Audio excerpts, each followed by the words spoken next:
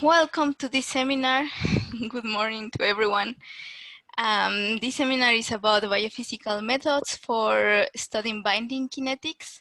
So it's going to be divided in two parts. The first part given by me and the second part by Guillermo. And we are going to talk about three different techniques each.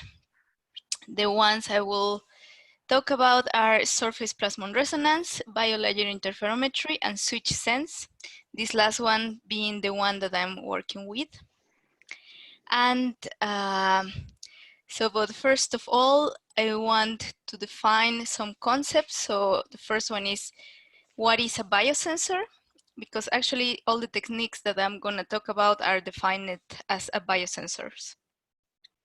So a biosensor is a device that detects a determined analyte of interest by the combination of a biological component and a physicochemical detector. So it's a very interesting combination, let's say. So we have, can you see my mouse, by the way? Yeah, we can. Okay, cool, this is better. So we have four different parts in a biosensor. So the first one being the analyte, of course, what we want to detect.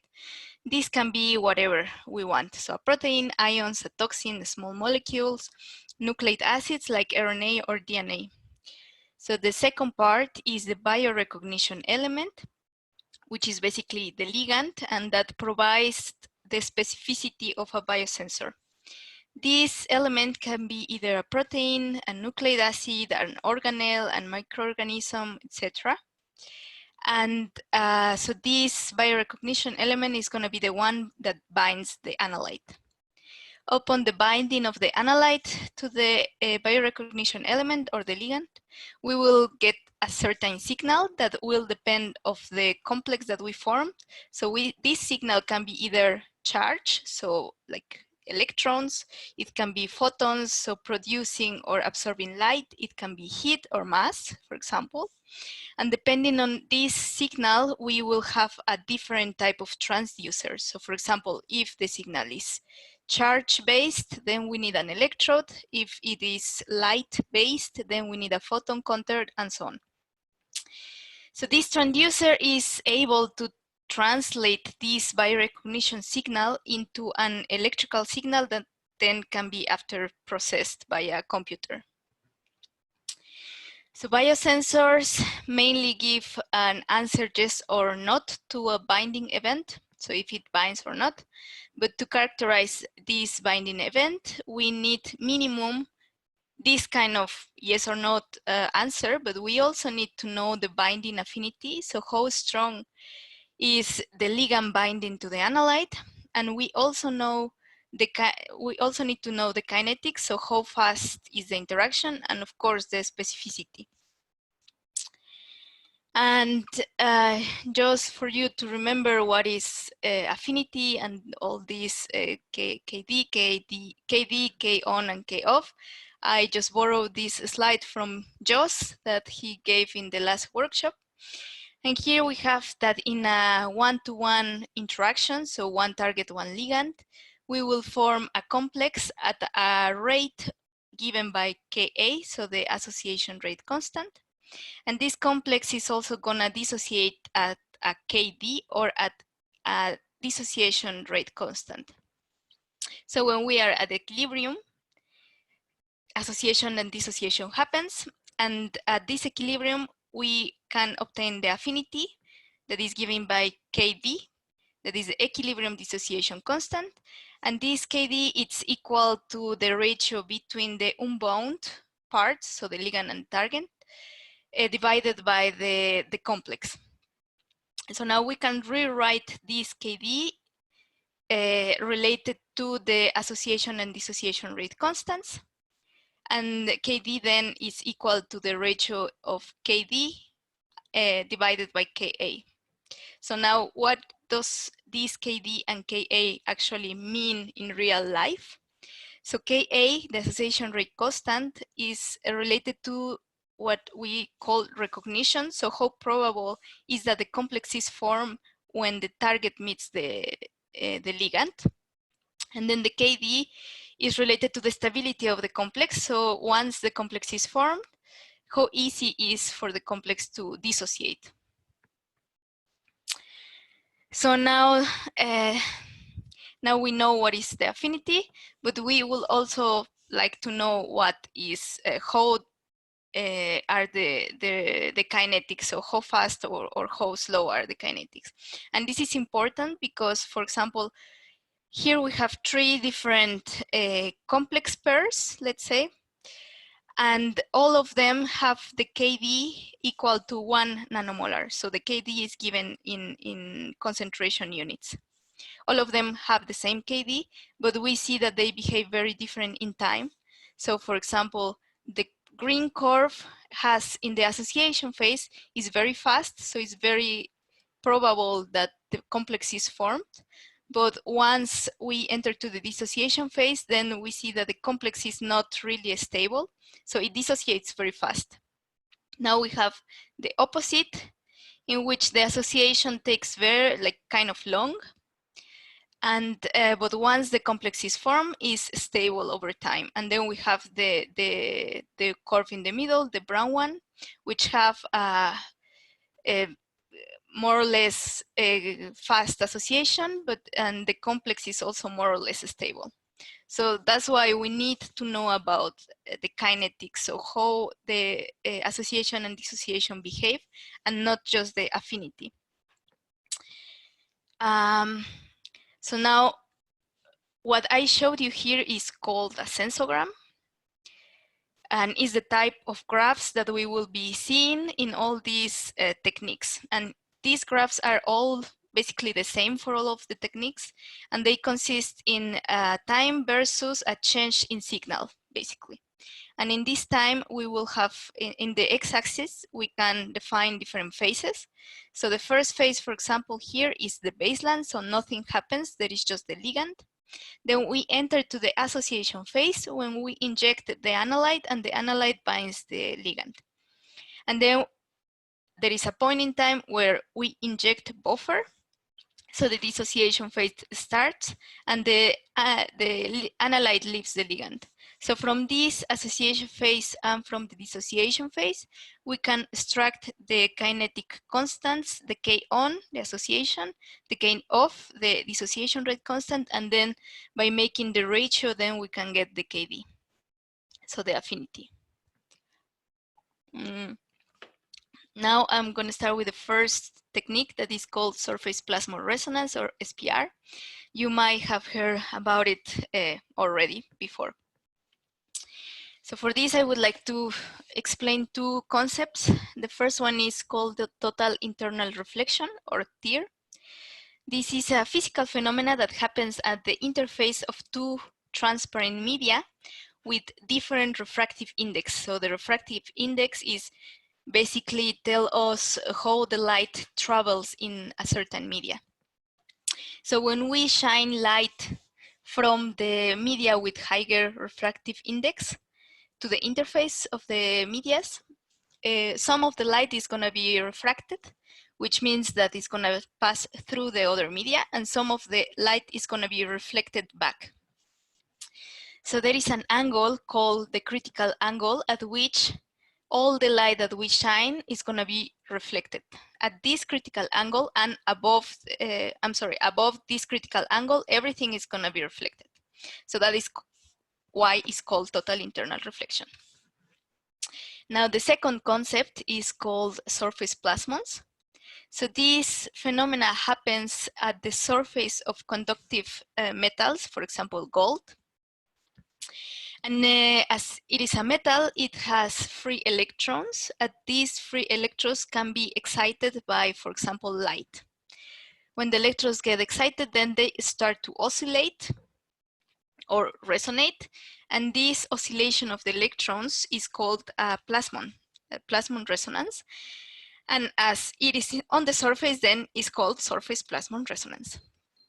Now, these surface plasmons are very, very sensitive to what happens in the environment. So if you change, for example, the refractive index here, the surface plasmons are gonna kind of be different. And this is the property that we are gonna exploit for this technique. So how does it actually looks like in a biosensor setup? So here we have the metal layer, like the gold, and on the gold we attach the ligand, for example, I don't know, an antibody. And in the upper part, then we have the buffer where we flow our samples. And then under the metal surface, there is the prism, so the higher refractive index media. And then we shine light into the interface between the prism, the metal surface, and the buffer. And we shine light above the critical angle. So we are in the condition of total internal reflection. And then we screen the angles always above the critical angle. And there is a certain angle where the light is going to be absorbed by the electrodes on the metal surface. And we are going to create these surface plasmons. And at this point that the light is absorbed, then the detector is going to see this as an absorbance band. So we screen the angles. In every angle there is reflection, reflection, reflection, and then at a certain angle, the surface plasmons absorb the light. We see the black band of the absorbance, and then if we keep screening, then we have reflection. So it turns out that this angle, the angle at which the electrons absorb the light, is going to be dependent on what is happening on the surface. So for example, if we have an analyte bound to the ligand, then the angle at which the light is absorbed then is going to be different. And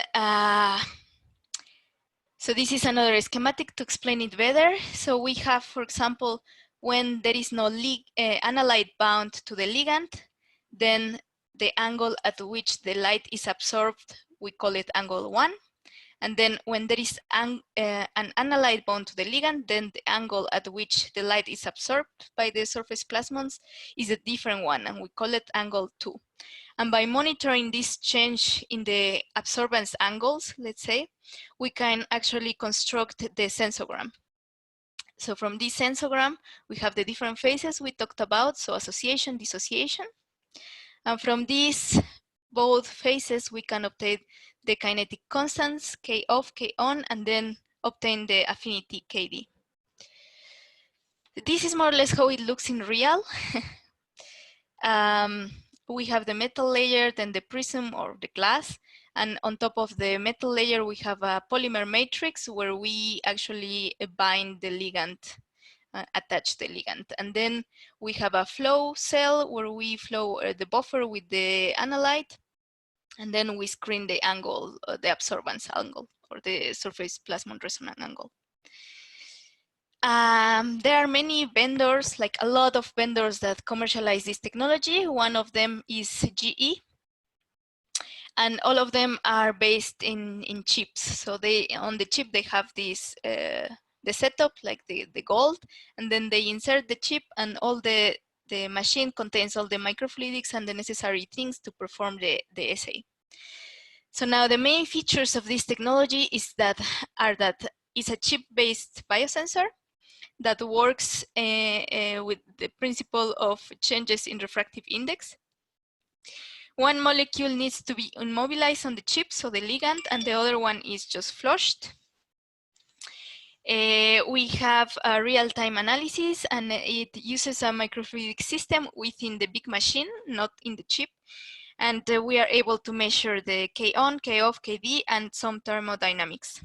So the main advantages is that it's the market lead, so everyone working with biosensors and binding molecules, they know SPR. It's label-free, which means that you don't need to attach any kind of marker on your analyte to be able to see what is happening. We use very low sample volumes, and we have different immobilization kits to be able to put whatever we want, whatever in brackets, whatever we want on the surface, and it has medium throughput. Now the main disadvantages is that it's an expensive technique, and the maintenance is also expensive. And if we have a very stable complex, it's hard to measure the dissociation. And it's also kind of hard to perform the assay, like the assay development to plan the experiments is a bit complicated. Now, the second technique is called Biolayer interferometry. And for this technique, I would like to explain what is an interference pattern. So when different waves interact, for example, light waves interact, they can interact in different ways to form an interference pattern. So let's say that we have two different waves and both of them are in phase, which means that the crests or the upper part of the waves are like matching, and then the throat, like the bottom part of both waves are matching. Then this is called that they are in phase, and then they interact constructively, which means that they kind of enhance each other, creating a single wave with higher amplitude, or yeah, bigger. Now there is the opposite case in which the waves are not in phase, and that the upper part, the crest, meets the bottom part of the other wave, so the throw, and they kind of cancel each other, and this is called a destructive interference. So there is also all the cases in between that will form a different interference pattern. So this is the principle that they use in this technique. So they have biosensor tips like this one that you have in the bottom, in the upper right. Yeah. These are like the sensor tips that are made of optical fiber here. And what they do is they shine light inside the optical fiber. And then this light is going to reflect in two places. The first place is going to be a reference layer within the optical fiber. And the second place is going to be just on the surface of the tip. And when these beams are reflected, then they come back and then they will interfere, creating a certain interference pattern. So if we, for example, have just the ligand, so an antibody here, we will have this interference pattern. But if the ligand binds an analyte, then the light is going to be reflected in a different way. So the reflected light is going to interfere in a different way, and then we will have a different interference pattern. And by comparing this and looking at the shift of the interference pattern, then we can actually construct the sensogram. So in this case, we will have time versus the shift of the interference pattern, and from this we can obtain the association and the dissociation phases. And from this, we obtain the K off, the dissociation rate constant, the K on, association rate constants, and then the affinity, KD. Now, this is one typical sensogram from this BLI technique. It's kind of a nice technique because you have the sensor tips, and then you dip the tip in different wells from a well plate that contain different solutions. So for example, the first thing that you have to do is to create a baseline. So you dip the tip into buffer. Then the second step is to actually put the ligand on top of the surface on the tip. Then you just move the tip to a different well that contains the ligand. Then you go back to buffer for the baseline, and then for the association, then you dip the tip into a well with a certain concentration of your analyte. And then every tip is will measure a different concentration. And then you go back to buffer to measure the dissociation. Now this is how it looks like the instrument. And yeah, here we have the sensor tips, and then we, as I mentioned, you dip the tip in different wells depending on the stage of the analysis or the experiment. Now the main features of this technique is that it's a plate-based biosensor that uses biosensor tips instead of chips. And the principle is basically interferometric patterns. Again, one molecule needs to immobilize to be immobilized on the tip surface, so the ligand has to be immobilized. And then this tip is submerged into different solutions. Then we also have a real-time analysis, and it can only measure K on, K off, and the affinity Kb. So the main advantages is that label-free. So again, you don't need to put any kind of marker on your analyte to be able to detect it. It also uses low sample volume, so the volume that is on the well plate. Then you can also have different immobilization kits. It's very simple and very fast. And you can use it in very complex mixtures. So in, for example, serum, and it's gonna work. So the main disadvantages is that the association and dissociation rate constants are not very accurate. And it can be quite expensive, as you need a different tip for every measurement, or for every concentration that you measure. Now, the last one that I am going to talk about is switch sense, so the one I'm working with. And this one I think you already know by now, but I will just make again a summary. So the technique is also using chips, so biosensor chips that contain different microfluidic channels. And in these channels, we have different gold electrodes. So if we zoom in into this, we see the gold electrode. And in this gold electrode, we attach what we call a DNA nanolever. So it's a DNA strand that carries a fluorescent dye on the top. And then we hybridize this with a complementary strand that carries the ligand that we want, for example, a protein or an antibody. And then what we do is to measure actually the fluorescence change in the dye. And then we apply different potentials on the gold electrode, so we can actually move the lever up and down.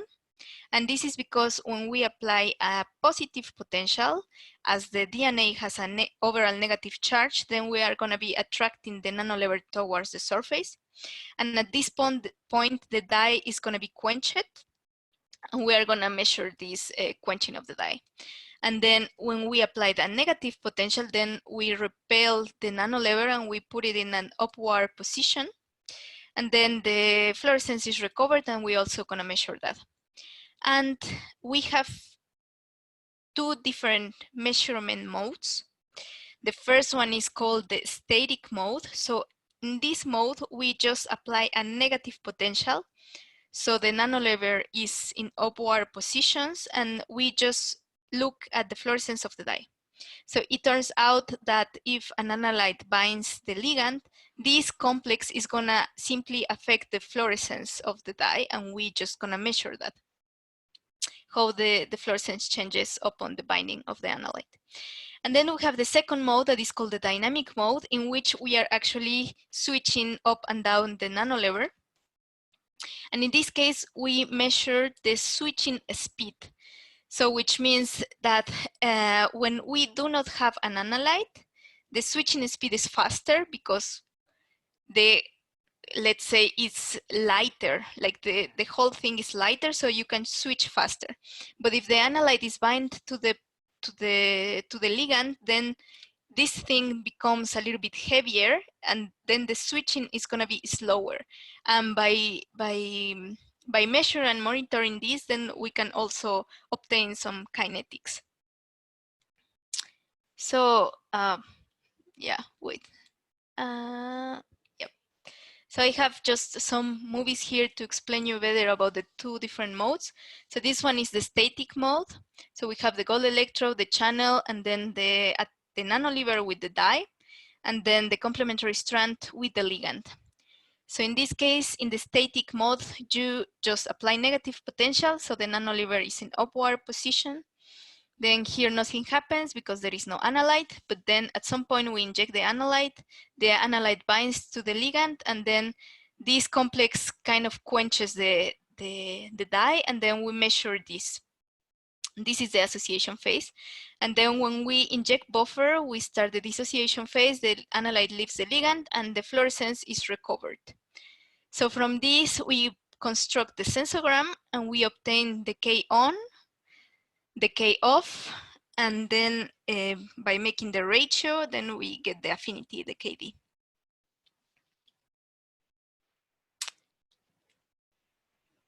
Then we have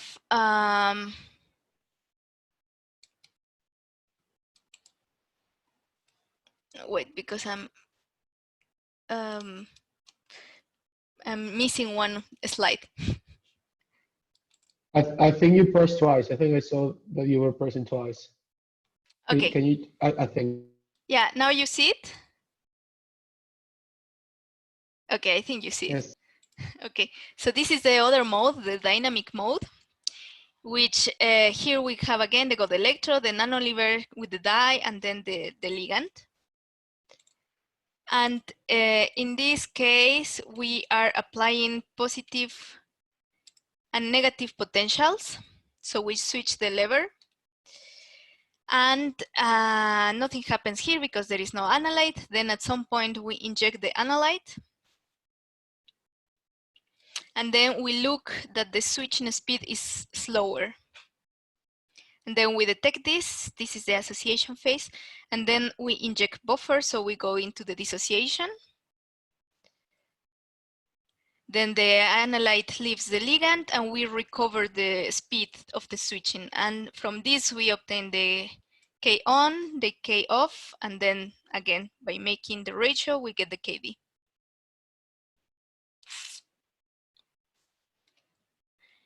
And then there is a last video in which I show you that we can actually also measure what we call the protein size, because the switching speed is directly related on how heavy or how big is the protein or the analyte bound to the ligand.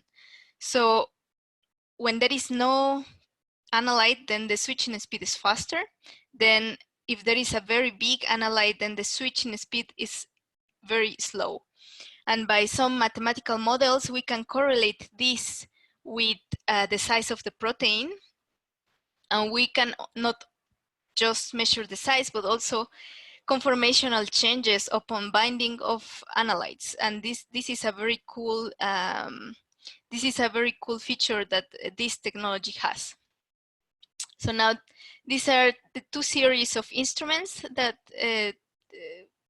that work with this switch sense technology. So we have the kind of like older version that is called the DRX that works with this kind of chips.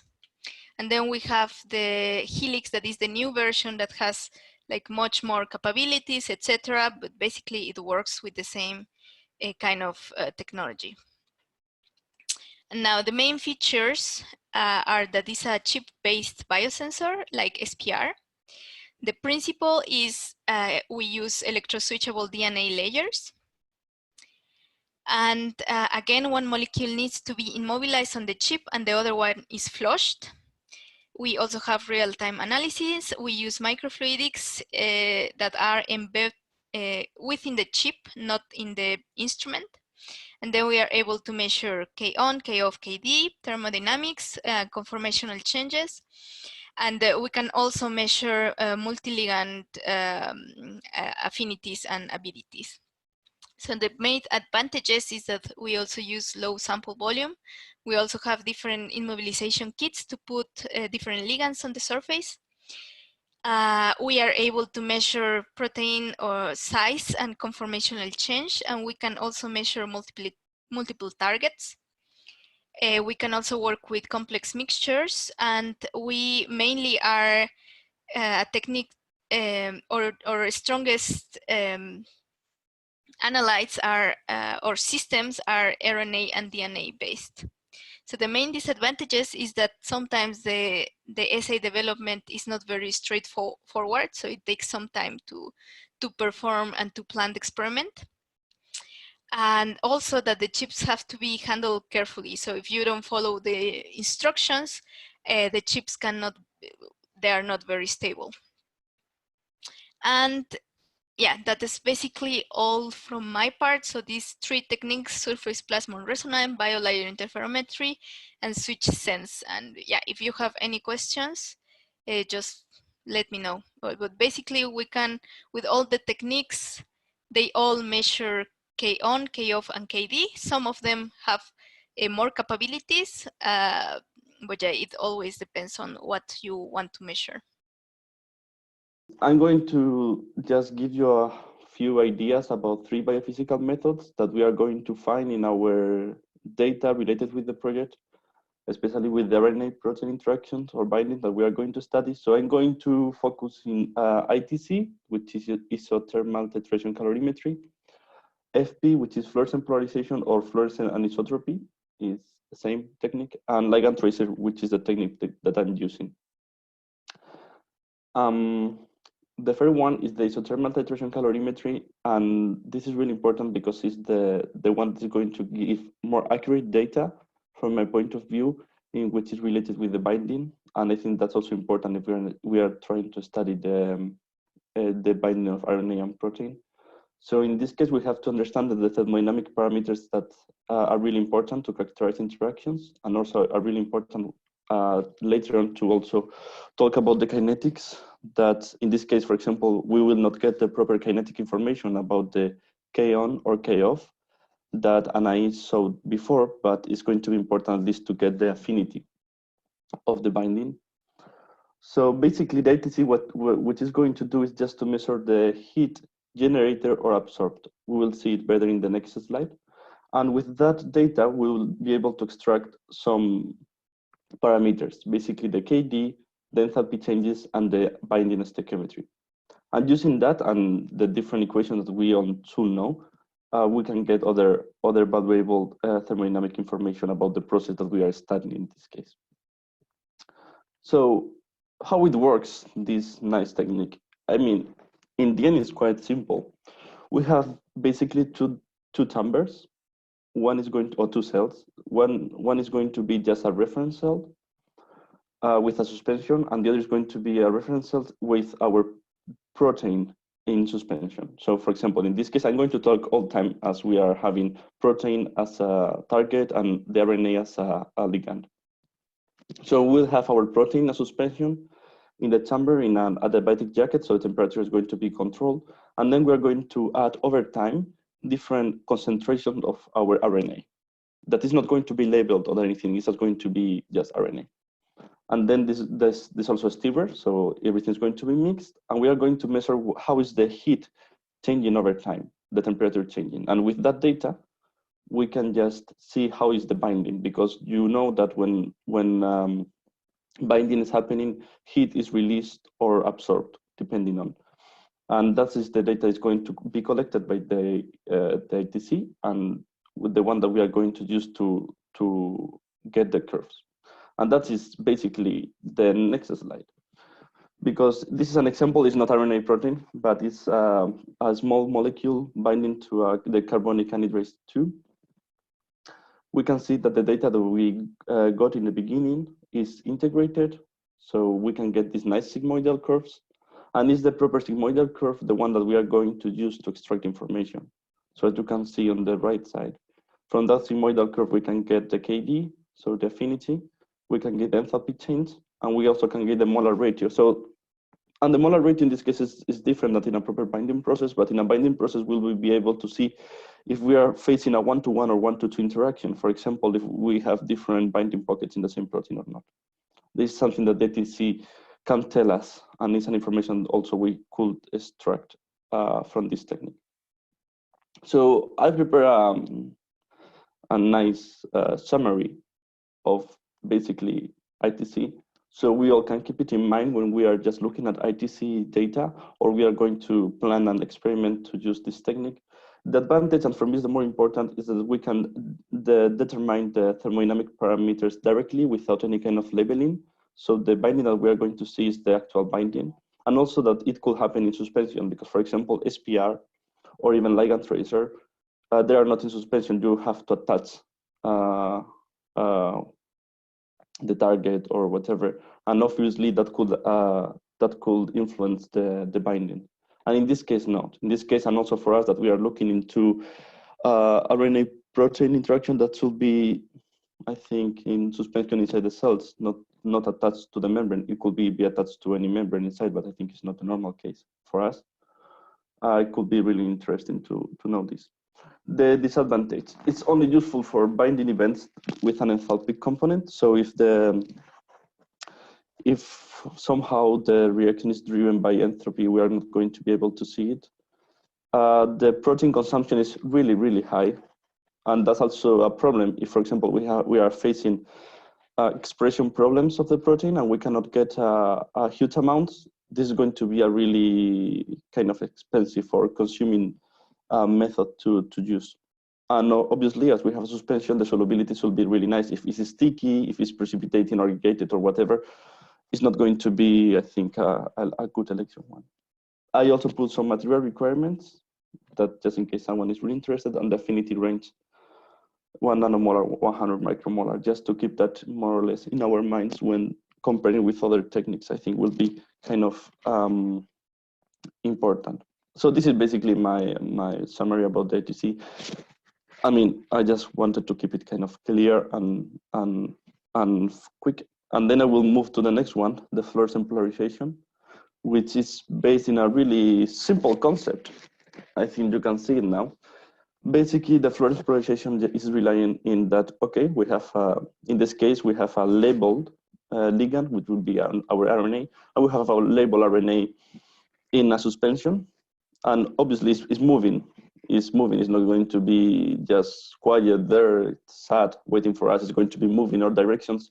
And if it's labeled, the polarization of light is going to be changing in all time. So it's a completely depolarized situation.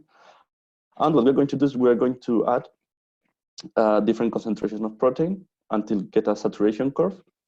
And we will see that when we are adding our protein, the RNA is binding and then it's moving really slowly or in a different pattern. So we'll see that the light starts to be polarized. And that is basically what is written in the slide. It's just the proper definition, in case someone was really interested in knowing the proper definition, but it's basically what I explained. So it's a really easy concept, which is working like that. We have a light source, we have a sample cell. Also, remember, this is suspension, so it's going to be really useful if we are going to see events that are happening in suspension and not attached. But it's going to be labeled, so that's also a drawback we have to think about it. So we'll have our labeled RNA, it will interact with the protein, and then we will be able to detect the polarization of the light, how it changes, depending on the concentration.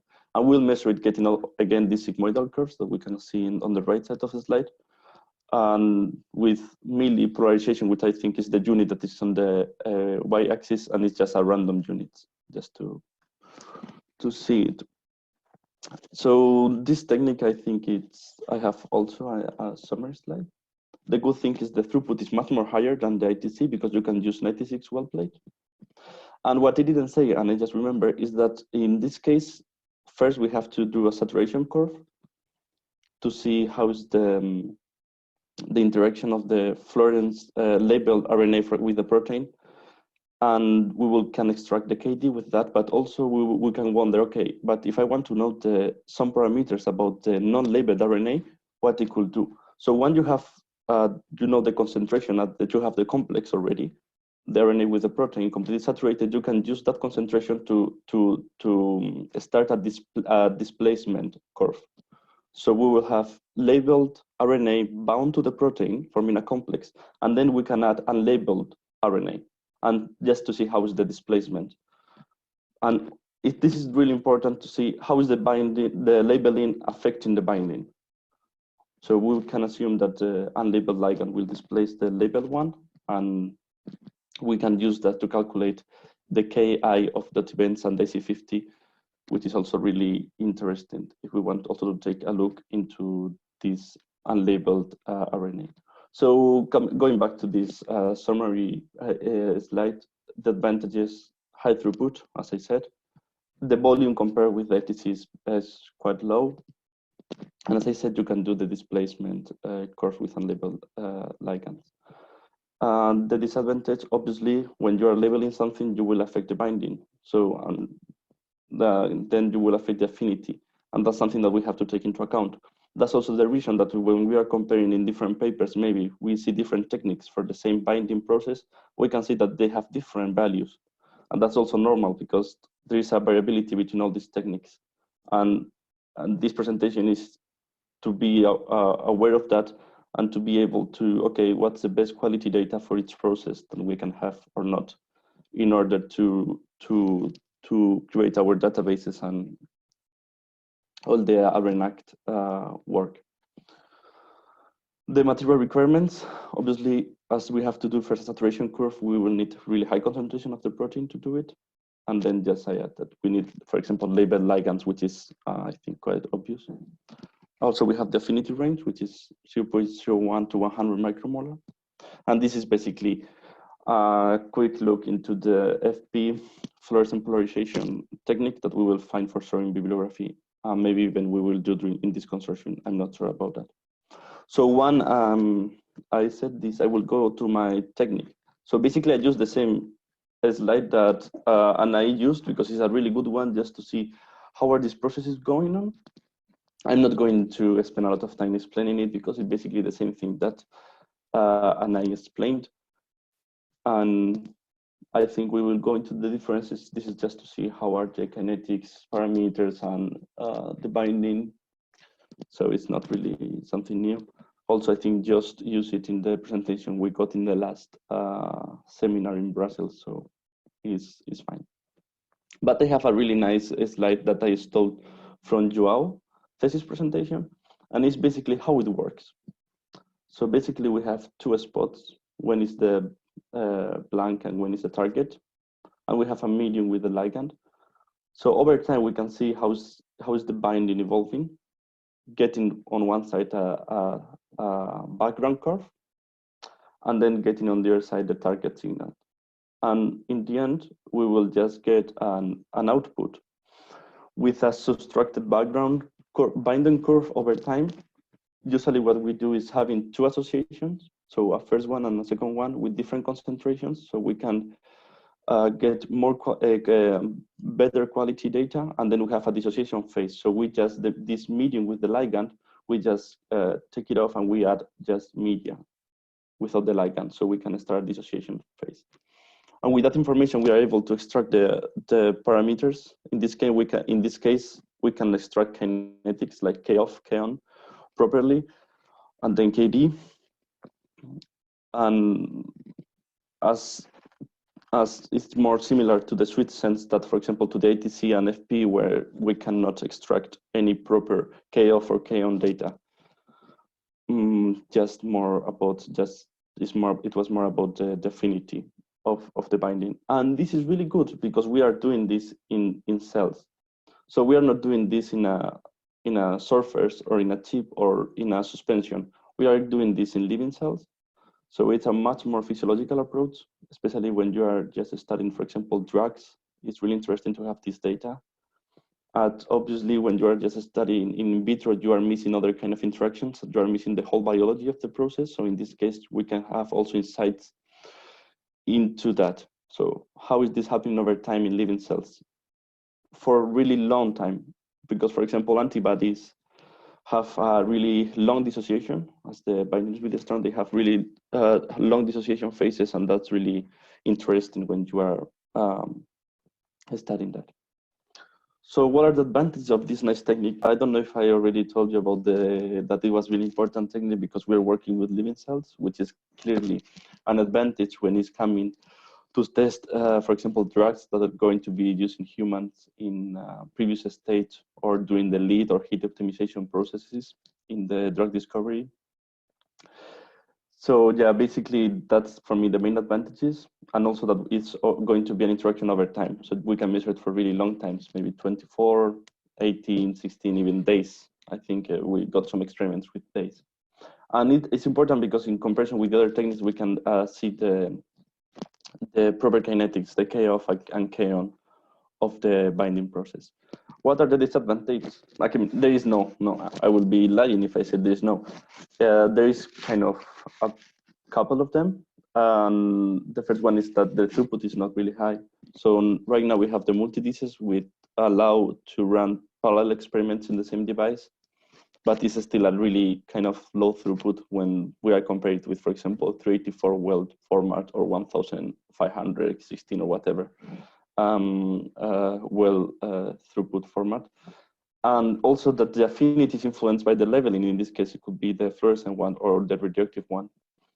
And that's something that has in common with the fluorescent polarization. The material requirements in this case is just the fluorescent or the radioactive ligands. The method in itself is quite simple. To manage, it doesn't require a lot of time. It's not time consuming and doesn't require a lot of consumables. So it's quite simple. I think that should be an advantage that I forgot to write down in the slide, but I'm just telling you. And the affinity range is 1 picomolar to 1 micromolar. And I think when we are talking about picomolar, it's because we are using radioactive probes. So yeah, this is kind of summary about the three techniques. I hope you will have kind of now a light idea about what we are going to find in our future bibliographical research, and also during this consortium, and how we can classify and trust or not in the data, depending on the experiment they use to get it.